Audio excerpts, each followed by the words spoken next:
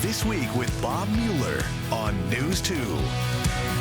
This week, Tennessee Republicans are pushing hard and fast to approve so-called constitutional carry, allowing adults to carry firearms without a permit. It's not without its objectors. In Washington, 2 gun restriction bills have been approved by the U.S. House designed to end mass shooting. Neither will likely pass the U.S. Senate. After years of controversy, it's been decided the bust of Confederate General and KKK founder Nathan Bedford Forrest will be moved from the state capitol. More in our This Week cover story. 3 vaccines are now in use in Tennessee, and yet hundreds of thousands of appointments to get the shots sit empty. You will hear from the state health commissioner. And a huge win for President Biden as his $1.9 trillion COVID relief bill wins congressional approval without a single Republican supporting the legislation. Hello again and welcome to another edition of This Week. The State Historical Commission agrees to the removal of the bust of Confederate General Nathan Bedford Forrest from the state capitol. More in our This Week cover story. But first, President Biden signs the COVID relief bill into law and the other political headlines of the week. Tonight, a bitterly divided Congress passing one of the most sweeping economic rescue packages in American history. The motion is adopted. A big win for Democrats. This is the most consequential legislation that many of us will ever be a party to. And also for President Biden, just 50 days into his term. This bill represents a historic victory for the American people. His message, help is on the way. Everything in the American Rescue Plan addresses a real need, including investments to fund our entire vaccination effort, more vaccines, more vaccinators, and more vaccination sites. By the end of this month, most Americans are expected to receive their largest stimulus check yet, $1,400 per person. That means a family of 4 making under $150,000 a year could get $5,600, plus a $2,600 child tax credit, for a total of $8,200. Antonia Gonzalez-Caro, a mother of 2 in Washington state, is counting on it. She racked up thousands of dollars in debt during the pandemic. We were struggling, but now we feel a lot better. We are happier that help is on the way, and we feel relieved, and the money is going to be really a blessing. The bill includes billions for small businesses, extends federal unemployment benefits at $300 a week through September, and lowers health care premiums for millions of Americans on Obamacare. A 64-year-old making $58,000 would see their monthly premium payments drop from around $1,000 to $400. Also included $350 billion in aid to state and local governments, infuriating Republicans. It's a laundry list of left-wing priorities that predate the pandemic. And that bill passing without a single Republican supporting it in Congress. The White House now plans to take that package on the road and sell it directly to the American people. President Joe Biden plans to sign the bill by the end of the week, and those stimulus checks should start going out by the end of the month. Rachel Scott, ABC News, Capitol Hill. A bill to legalize carrying a gun without a permit is on the fast track in the Tennessee General Assembly. Currently, Tennessee law requires a class to be taken in order to receive a handgun carry permit. But that could soon end if the governor and Republican leaders get their way. State Capitol Newsroom reporter Gerald Harris has more on why this bill faces opposition from many law enforcement leaders. There's emotion on both sides of the issue. There should be some sort of regulation. I'm not saying that, you should just take guns away, but there should be some sort of oversight on who does carry and who doesn't. Even from Tennessee tourists. I think it should be a nationwide policy. I don't think it should be I don't think the government should be allowed to control people's right to defend themselves. I understand that this is important. Legislation being pushed by Governor Bill Lee under a constitutional carry title will let Tennesseans ages 21 and older to open and conceal carry a gun without a permit. I can guarantee you we are making Tennessee a safer place tomorrow than it is today. For Republicans, they say not only are they allowing for more Second Amendment freedoms, they're punishing those who misuse firearms. But we are adding penalties and increasing the penalties dramatically for anyone that steals a gun, anyone that's using a gun improperly, felons in possessions of guns, and specifically to those that steal firearms. It's going to be a felony if you steal a gun. Democrats say there are no safeguards in the bills being offered. Democrats aren't against guns. We're not trying to take guns away from anyone. We just want to make sure that people that have guns, that they've been trained on them and they know how to use them responsibly. Republican Majority Leader William Lambert says opponents are using unproven scare tactics. We're trying to keep guns out of the hands of bad guys and keep them in the hands of the good guys. If it does pass, I encourage my constituents to go get your gun. That's what I encourage you to do. Everyone needs to have a gun. The bill also allows military members 18 to 20 to carry without a permit. Meanwhile, in Washington, House members approved 2 bills that would strengthen gun background checks and close the so-called gun show loophole. The bills have little chance of passing in the U.S. Senate. But as Alexandra Limon reports from our Washington, D.C. newsroom, it's aimed at stopping future mass shootings. Democrats are pushing for passage of 2 bills to strengthen background checks for gun sales. If you are a felon, if you are a criminal, if you are deranged, well, by God, you shouldn't have access to a weapon. That's what this bill does. It has the support of about 90% of Americans. Illinois Congresswoman Sherry Bustos says one bill would close the so-called gun show loophole by making it illegal for unlicensed persons to transfer firearms to someone else without a background check. Listen, I'm a father of a 5-year-old who's in school. I care deeply about gun violence. Republican Congressman Richard Hudson says these bills are not the solution. These bills, again, would have not stopped a single mass shooting. But Democrats say the second bill, which would extend the background check period from 3 to 10 days, would give authorities more time to flag people like the Charleston church shooter. Nevada Congresswoman Dina Titus says the bills still respect the gun rights of Americans. But that doesn't mean that people who shouldn't have guns can go out and use them in our streets as weapons of war. Republican Senator Marco Rubio says he doubts the bills will improve gun violence. The people that aren't going to follow the law are criminals.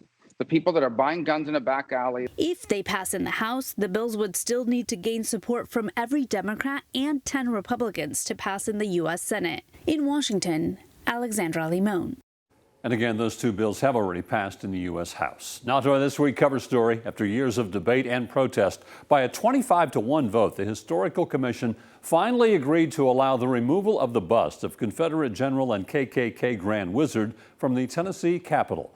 Governor Bill Lee can now remove the bust of Nathan Bedford Forrest from the Capitol, something he's vocally supported. State Capitol newsroom reporter Gerald Harris has more on the decision.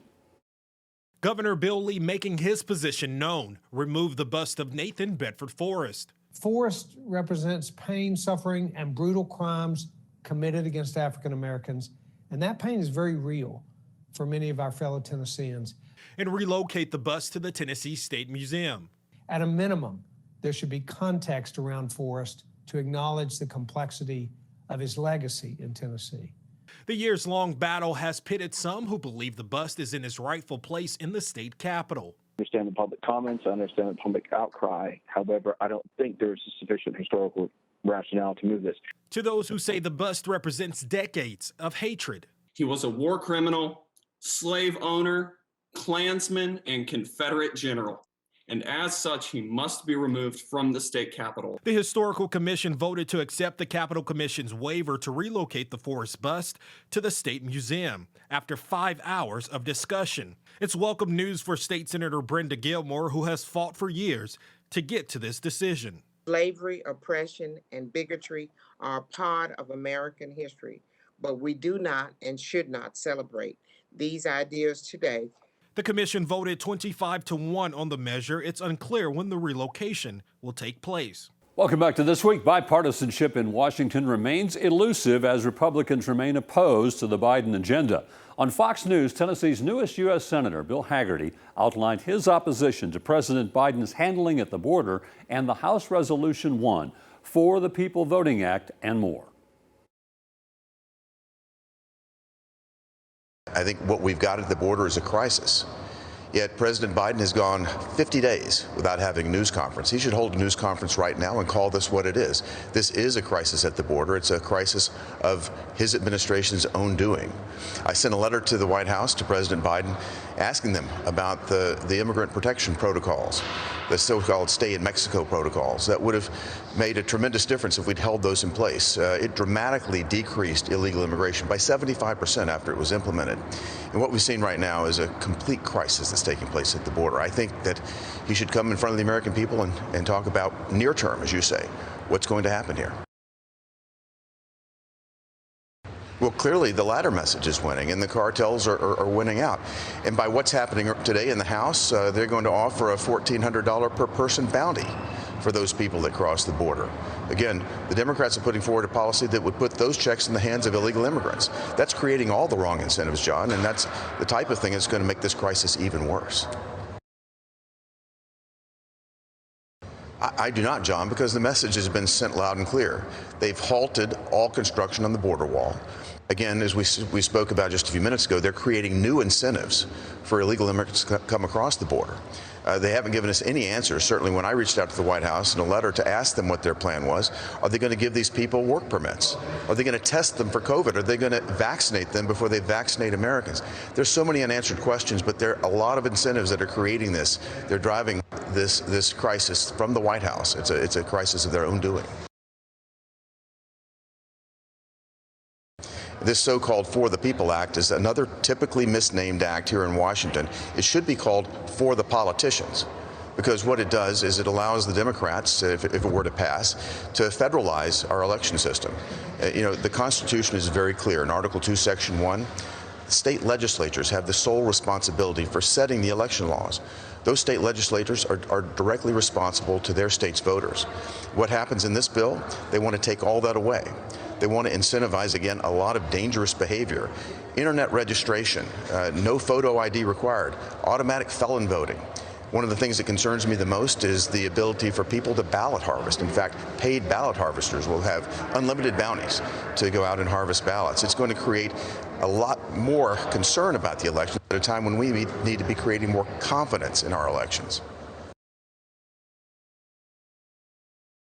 Well, not as long as the filibuster stays in place, because I cannot imagine a single Republican going for this effort, which is really just a complete power grab by the Democrats.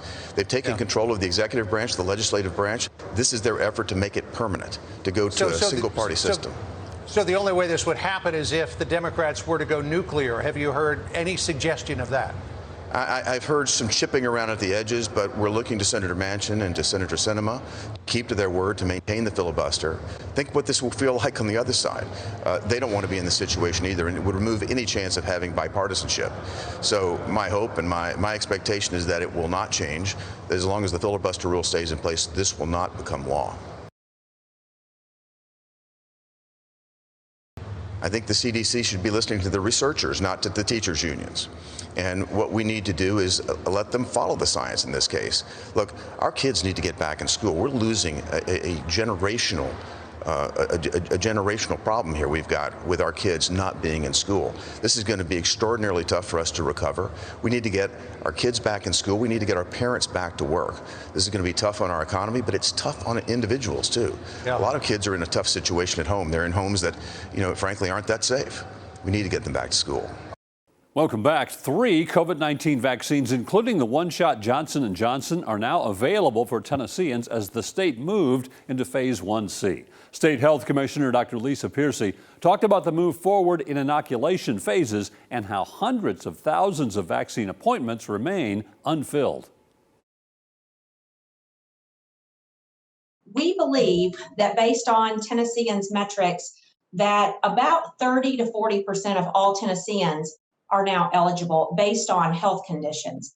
That is in addition to the 65 plus eligibility that we've had for a couple of weeks now, but now that list includes a lot more people. We initially estimated that population at about 1.1 million. We've gone back and with some additions and with some other calculations, it may be closer to 1.5 million people. So a lot of people who have been anxiously awaiting for vaccine are now eligible and are encouraged to book appointments. Whereas the health departments all across the state have vaccine and have availability, we actually make up a small percentage of the overall number of sites. There are hundreds of sites across Tennessee that offer vaccine. And so in addition to your health departments, please search out and seek out other providers in your communities. The best way to do that in one central spot is at vaccinefinder.org. You can go on there and put in an address or a zip code, and it will give you a listing of all of the sites in that area, and you can sort by how far you're willing to drive. That includes health departments and pharmacies, hospitals, other providers, and you can even sort by product. If you want a particular product, Pfizer, Moderna, and then now Johnson & Johnson, you can search by that, and it will even give you an indication of the inventory level. All 95 health departments are ready, willing, and able to serve your needs as far as vaccine. Our scheduling system that we launched with the 89 rural health departments, we launched that probably 3 weeks ago now. I checked last night and there were over 400,000 available appointments statewide. Now, that doesn't mean they're all this week, and it doesn't necessarily mean that they're in your particular county, but we've got widespread availability going out through early May, and in many instances, you can get an appointment in some counties as soon as 24 to 48 hours. We have removed the medication requirement for people with diabetes. So anybody with a diagnosis of diabetes is now eligible, regardless of whether or not it requires medication. That was directly of a result of the science that came out a couple of weeks ago about increased mortality for diabetics if they are infected. Likewise, I just mentioned we formally added household contacts of pregnant women. We've been talking about that for a couple of weeks now, but we formally added that to the plan. We also added high-risk progressive neuromuscular disorders. That's a long description, but basically includes very severe neuromuscular disorders like ALS, Lou Gehrig's disease, muscular dystrophy, or multiple sclerosis. Those aren't as common as some of the other conditions that I've named, but are important to be on that list. And finally, we've added Down syndrome to that list, understanding that people with Down syndrome may have other comorbidities, but for those who don't, we want them to be included in 1C as well. They are being provided with vaccine beginning last week. They are getting both Johnson & Johnson and Moderna. There is a lot of desire for the one and done, one shot and done. And so we have provided an allocation from our very first tranche of the Johnson & Johnson allocation last week to the Tennessee Department of Corrections, but in an effort to give those who are incarcerated a choice, we are also offering them Moderna, which is easy to store or easier to store on site than the Pfizer product. So the TDOC population will have a choice between Moderna and Johnson & Johnson. It's going slower than I wanted it to, but we're finding better information than I expected. And so that's encouraging. It's frustrating for everybody to have to postpone things or drag this on any longer than it has to be. But we want to make sure we get every piece of information that is available. And you've heard me say, part of the issue at Shelby County was with efficient record keeping. And so that's what we're dealing with. That's what's taking a little bit longer. But the good news is that in a lot of cases, we are finding the information, it's just not readily available to us. So now that more information continues to come in, our team is still on the ground piecing together this information. And what we're finding so far is pretty encouraging related to the temperature stability of those vaccines. And so I hope to have that work wrapped up pretty soon, but it is going a little bit slower than we initially expected. So let's first define what fully vaccinated means. That is 2 weeks after the last dose in the series. So for Pfizer and Moderna, that's 2 weeks after the second dose. And for Johnson & Johnson, since it's just one shot is a complete series, then it's 2 weeks after your vaccine for Johnson & Johnson. That means you can be visiting with other fully vaccinated people with no restrictions. no masks are required, no distancing is required if everyone is fully vaccinated. So we're not quite there yet. We're getting there, but in those instances, there are no requirements from the CDC's perspective. Now, the CDC guidance also allows for vaccinated people to visit with unvaccinated people from a single household if they're low risk. And so that kind of makes sense. So if you're vaccinated and you visit with someone who isn't vaccinated, you don't have to take those precautions, provided that person is at low risk, meaning they're not elderly, they don't have a severe medical condition, and CDC new guidance does allow for that. The other big change that they made yesterday is that for people who are fully vaccinated, they no longer are subject to quarantine or testing if they have come into close contact with a COVID-19 case, as long as they don't have any symptoms. They call that asymptomatic. And thank you for spending part of your weekend with us. That will do it for another edition of This Week. We hope to see you back here next weekend for another edition of This Week, and you have a great week.